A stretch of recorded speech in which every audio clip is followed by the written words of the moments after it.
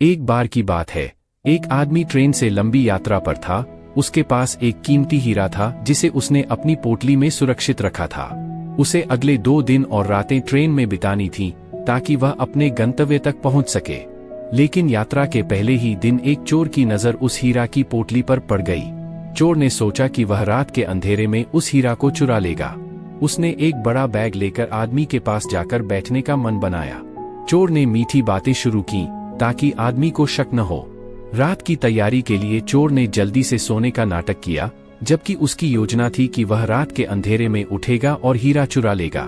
जब शाम के 7 या 8 बज रहे थे, चोर सो गया। वहीं उस आदमी ने भी अपनी योजना बनाई।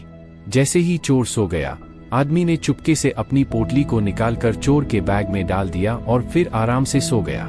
रात के 2 से 3 बजे के आसपास चोर जागा और देखा कि सभी लोग सो रहे हैं। उसने तुरंत आदमी के बैग को अपनी तरफ खींचा और उसकी जांच की, लेकिन कुछ भी नहीं मिला। चोर परेशान हो गया और जब सुबह के 4 बज गए तो उसने थक कर सो जाने का फैसला किया। सुबह जब चोर उठा तो उसने देखा कि हीरा की पोटली तो आदमी के पास ही है।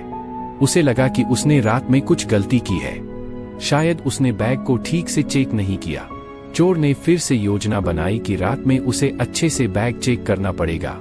शाम होते ही चोर फिर से जल्दी से सो गया और आदमी ने फिर से अपनी पोटली को चोर के बैग में डाल दिया।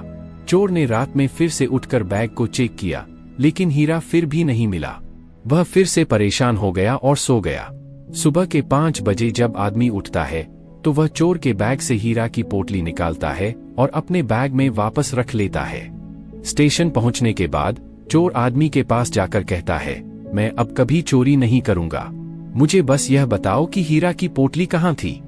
आदमी मुस्कुराया और कहा, ओ मूर्ख, तू अपनी खुशी दूसरों में ढूंढ रहा था।